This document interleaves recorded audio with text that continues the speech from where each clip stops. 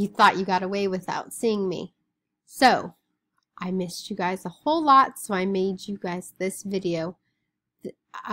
Today for reading, I want you guys to go to my HRW and go to the student ebook right here. My screen looks a little bit different than yours, but you're going to go to the student ebook. Stop right here, go to the student ebook. You can pause me, that's fine. So you're going to go to the student ebook, click on it.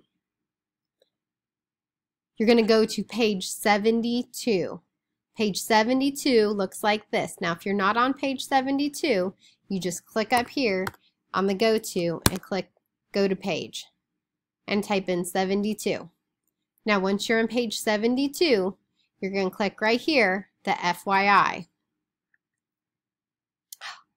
And it worked. We're going to look at that argument's sake again today. Should we get rid of daylight savings time? You're not voting, but you're going to click on the vote button, and then you are going to read about the issue. We had started this last week. You're going to read the National Geographic, the Forbes, the Popular Mechanics, and you're going to start deciding on whether or not we should get rid of daylight savings.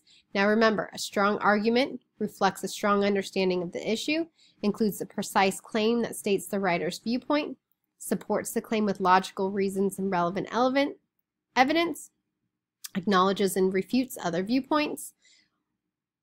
Don't necessarily need to do that on today's writing, but if you would like, go for it.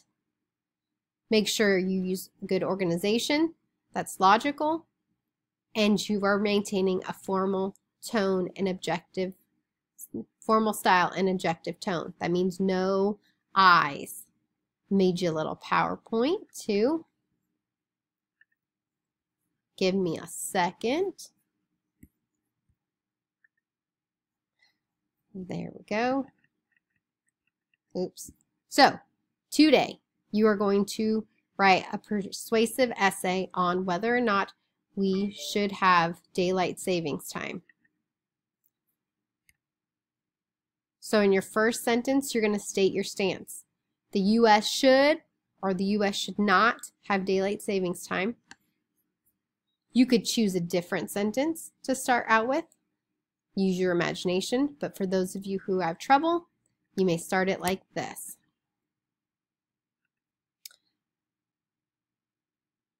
So what you really want to make sure is that I know right away what your stance is. So if you are pro daylight savings or against daylight savings. Next, you're going to support your stance with claims. So these should be reasons that support your stance. Make it a fact. So you're going to cite evidence from the readings that you have done. Use your quotes that we've talked about.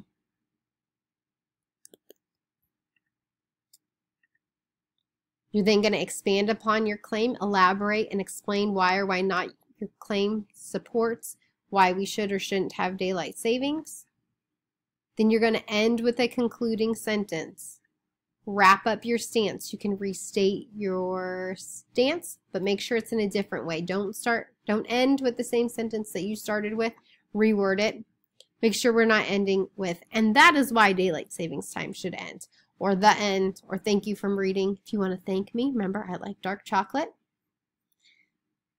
So make sure you use your conclusions. Do not use the words I, me, we, you, us, myself, or any other first person pronoun. Those are bad words. Please do not cuss in this room. What am I expecting? Capital letters, periods, complete sentences, that you are citing evidence from the sources, and at least 7, yes, 7 whole sentences.